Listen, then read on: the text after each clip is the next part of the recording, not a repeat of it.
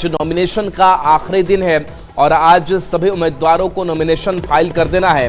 बता दें कि 10 सीटों में से 9 सीटों पर एनडीए उम्मीदवारों की जीत लगभग तय मानी जा रही है, जबकि एक सीट महागठबंधन के खाते में जाने की संभावना है और थोड़ी ही देर में बीजेपी से 4 उम्मीदवार नामांकन करेंगे। पार्टी ने 4 सीटों के लिए भोजपुरी फिल्म के पावर स्टार पवन सिंह, संजय मयूख, अनिल कुमार ठाकुर और शीला पंडित को मैदान में उतारा है। दूसरी तरफ जेडीयू ने निशांत कुमार, भारती मेहता, शिवरानी देवी प्रजापति और ललन प्रसाद को उम्मीदवार बनाया है। सभी उम्मीदवार आज नामांकन का पर्चा भरेंगे। चिराग पासवान की पार्टी एलजेपी-आरवी ने पार्टी के कार्यवाहक प्रदेश अध्यक्ष अशरफ अंसारी को मैदान में उतारा है। सामाजिक समीकरण की बात करें तो बीजेपी और जेडीयू को कुल मिलाकर 8 प्रत्याशियों में 2 सवर्ण, 3 पिछड़ा और 3 अति पिछड़ा को मौका दिया गया है। बीजेपी की ओर से एक महिला को भी प्रत्याशी बनाया गया है, जबकि जेडीयू ने 2 महिलाओं को मौका दिया है। इधर आरजेडी ने सुनील सिंह पर फिर से भरोसा जताया है। अब देखिए, एमएलसी चुनाव के लिए 10 सीट पर आज नामांकन है, 9 सीट पर चुनाव और 1 सीट पर उपचुनाव है। एलजेपी-आरवी से अशरफ अंसारी को प्रत्याशी बनाए जाने पर केंद्रीय मंत्री चिराग पासवान ने खुशी जताई है। इस प्रक्रिया का हिस्सा है। समय समय पर विधान परिषद में सदस्य अलग अलग दलों से चुनकर जाते हैं। मेरे लिए और मेरी पार्टी के लिए ये खुशी की बात है, गर्व की बात है कि आज हमारे चुने हुए विधायकों की बदौलत हमारे विधानसभा में विधान परिषद में एक सदस्य आज नामांकन अपना भरने जा रहे हैं। और उससे बड़ी खुशी की बात यह है कि पार्टी ने जिस सदस्य को चुनने का काम किया है वो मेरे नेता, मेरे पिता, लोक जनशक्ति पार्टी के संस्थापक आदरणीय रामविलास पासवान जी के पुराने साथी, पुराने सहयोगी और पार्टी के ईमानदार कार्यकर्ता रहे, जिन्होंने। और देखिए, बिहार सरकार में मंत्री दिलीप जायसवाल ने कहा कि एनडीए के सभी प्रत्याशी आज अपना नॉमिनेशन दाखिल कर रहे हैं। इसके साथ साथ आरजेडी से सुनील सिंह के उम्मीदवार बनाए जाने को लेकर के कहा कि सारी चीजें एनडीए के पक्ष में ही जाएंगी।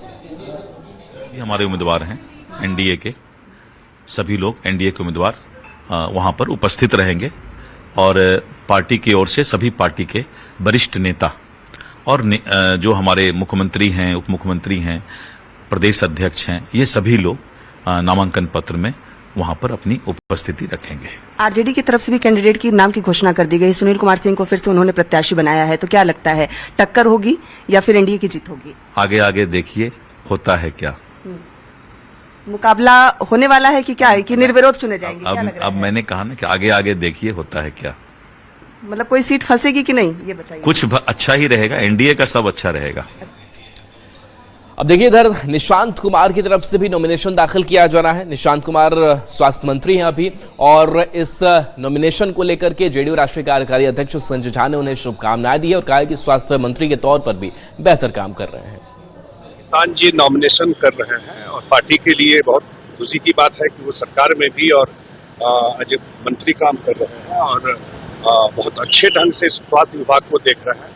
और आज उनका नॉमिनेशन है, सारे एनडीए के प्रत्याशियों का नॉमिनेशन है। निशांत जी भी नॉमिनेशन कर रहे हैं और जेडीयू के आगे के पार्टी के काम में भी उनका ज्यादा सक्रियता दिखाई पड़ेगी। और देखिए, दीपक प्रकाश को लेकर के वही खबर है कि दीपक प्रकाश जो है वो नॉमिनेशन नहीं कर रहे हैं। बता दें कि दीपक प्रकाश उपेंद्र कुशवाहा के बेटे हैं, सम्राट सरकार में अभी मंत्री भी हैं, लेकिन अब उनकी मंत्री पद का क्या होगा, सवाल कई हैं। बताया जा रहा है कि एनडीए की तरफ से उन्हें उम्मीदवार नहीं बनाया गया है। जो सूत्रों के हवाले से खबर है कि राष्ट्रीय लोक मोर्चा के राष्ट्रीय अध्यक्ष उपेंद्र कुशवाहा को बीजेपी की तरफ से कहा गया था कि दीपक प्रकाश को बीजेपी कोटे से एमएलसी के लिए भेजिए, लेकिन उपेंद्र कुशवाहा बीजेपी के सिंबल पर बेटे दीपक प्रकाश को भेजने के लिए तैयार नहीं हुए। इसके बाद बीजेपी ने 4 सीट पर अपना उम्मीदवार घोषित कर दिया। तो देखिए, उपेंद्र कुशवाहा जिनकी अपनी मंशा थी कि हम बीजेपी कोटे से चुनाव नहीं लड़ेंगे, आरएलएम को अपनी पार्टी को प्रमुखता दे रहे थे और इन सब पर बातचीत जो है बीजेपी की तरफ से नहीं बन पाई। इसके बाद से बीजेपी ने कहा कि 4 उम्मीदवार जो होंगे वो बीजेपी कोटे से होंगे या हमारे उम्मीदवार होंगे। और यही चीज हुई है।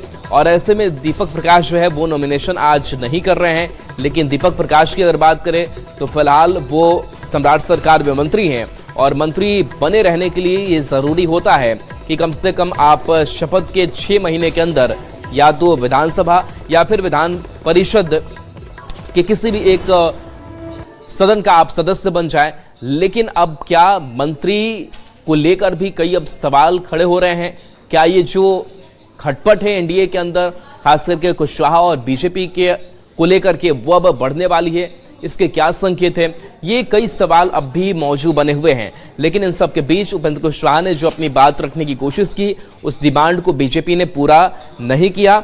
और स्पष्ट रूप से बीजेपी की तरफ से कहा गया कि अगर आप बीजेपी कोटे से एमएलसी के लिए आप नहीं भेजते हैं दीपक प्रकाश को, तो फिर हम अपना ही उम्मीदवार देंगे। और ऐसा ही हुआ है।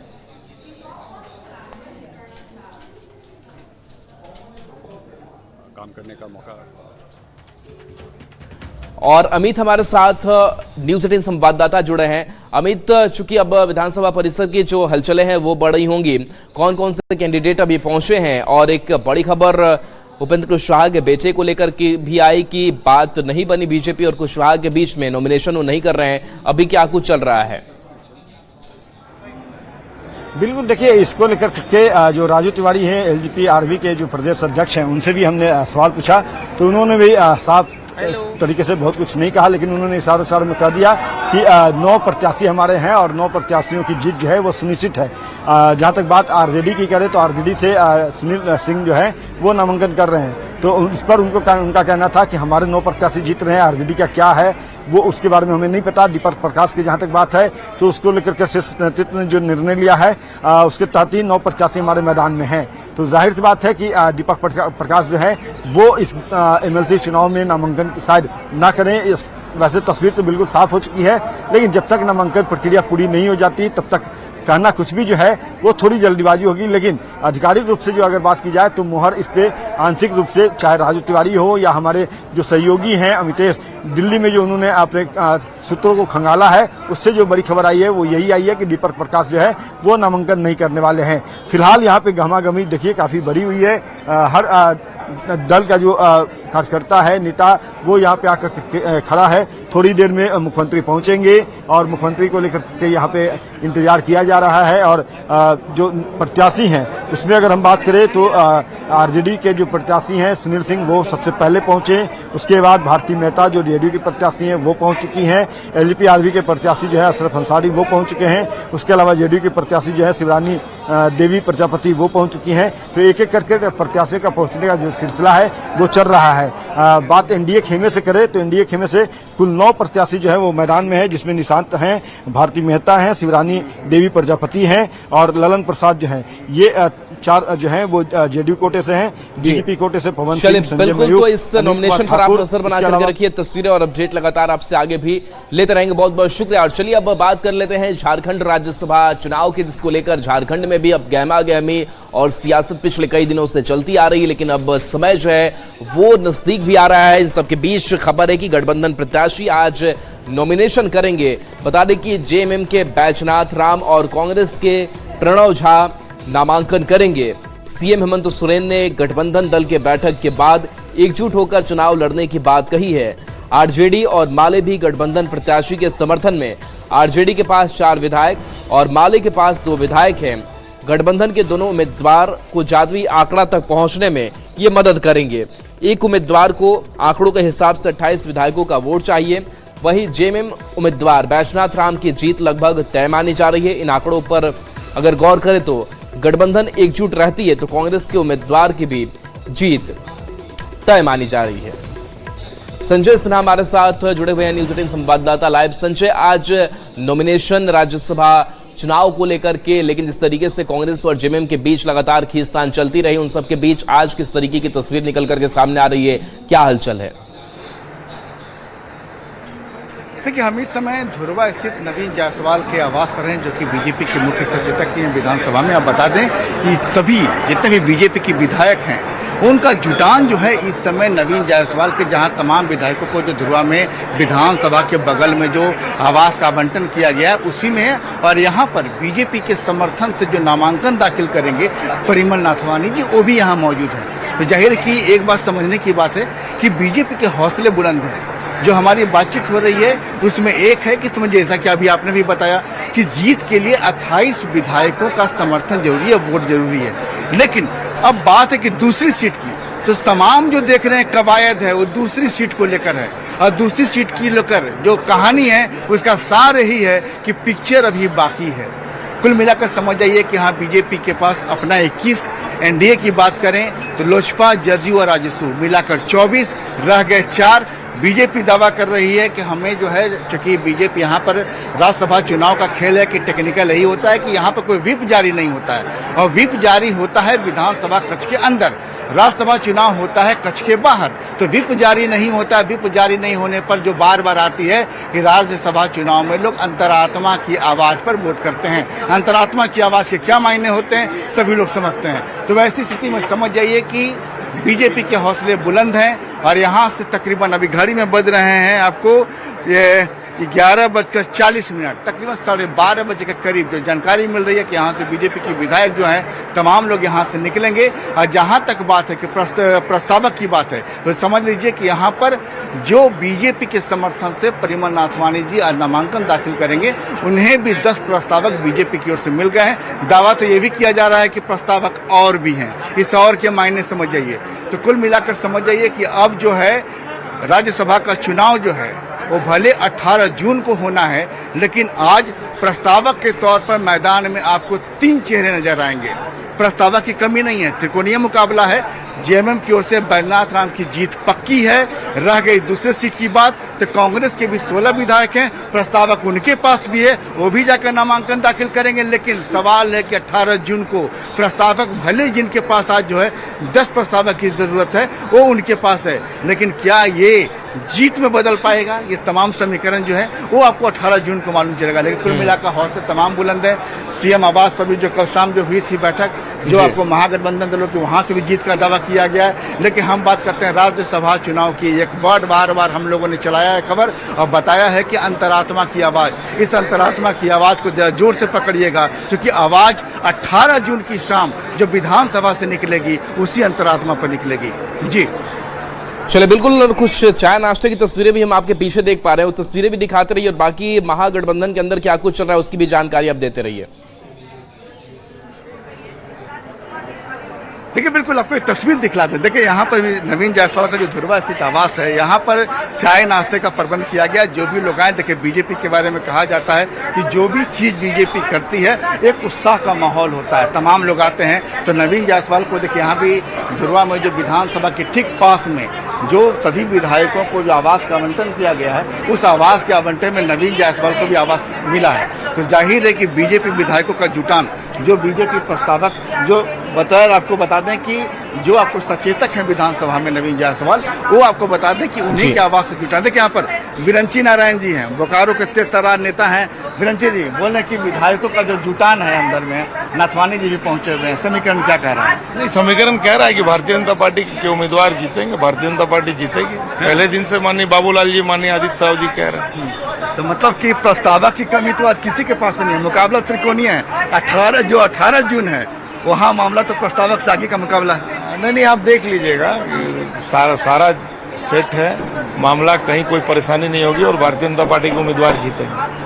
तो विरंची नारायण जी की मुस्कान बता रही है कि सबको देखिए कि वर्ड सेट है। मतलब हमने जो अभी थोड़ी देर पहले कहा, जब हौसले बुलंद होते हैं, जब देखिए इंसान की एक खासियत होती है कि पेट नीचे होता है, दिमाग ऊपर होता है। पेट भरा हो तो दिमाग तेजी से काम करता है। तो यहाँ पेट भरने की तैयारी पूरी कर ली गई है। दिमाग लोगों का तेजी से काम कर रहा है, चेहरे पर मुस्कुराहट है। और बीजेपी दावा कर रही है कि 18 जून की शाम पार्टी खिलखिला कर हंसेगी झारखंड विधानसभा में। चलिए, बिल्कुल, तो नजर इस अपडेट पर बनाए रखिए, नॉमिनेशन पर बनाए रखिए। बहुत बहुत शुक्रिया संजय आपका इस तस्वीर के लिए। और देखिए, इस बीच हेमंत सोरेन को लेकर के बड़ी खबर सामने आ रही है, जहां पर हेमंत सोरेन को कोर्ट से बड़ा झटका लगने की खबर है।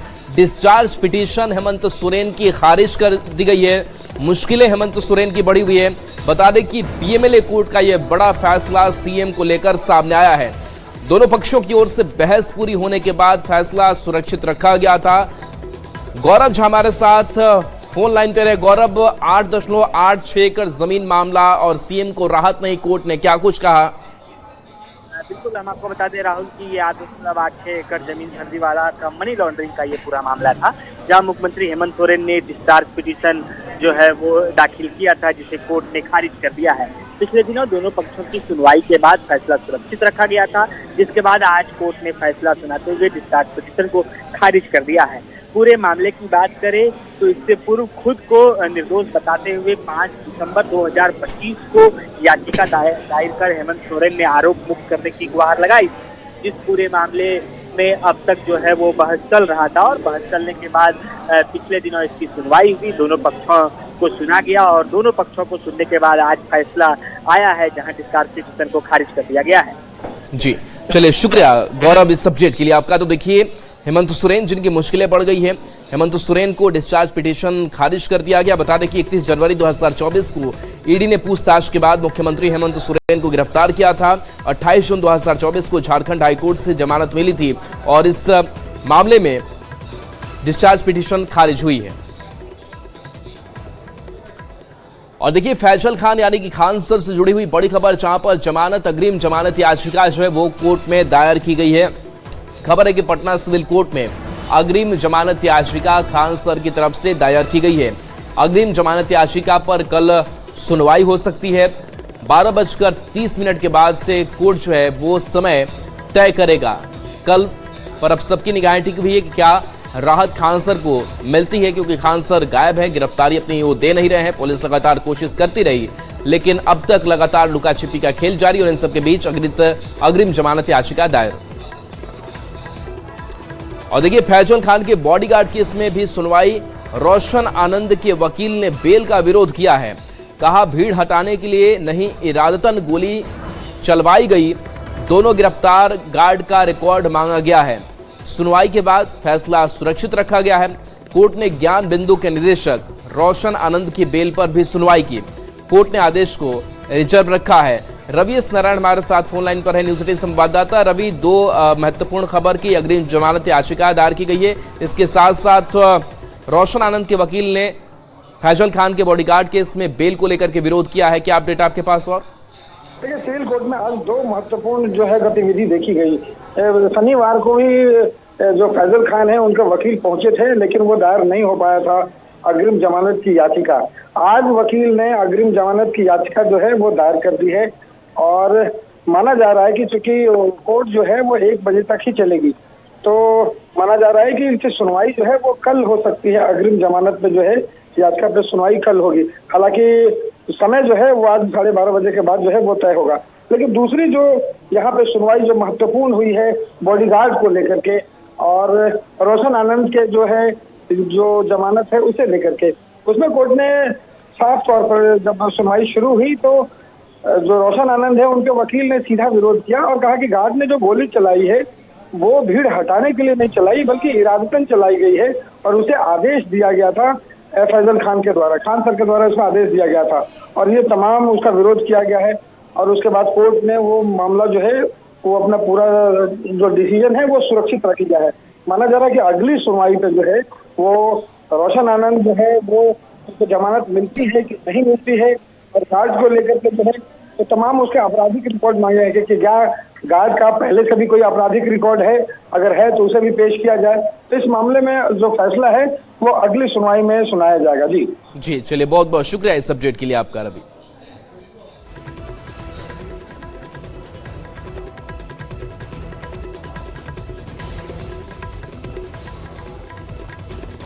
छोटे से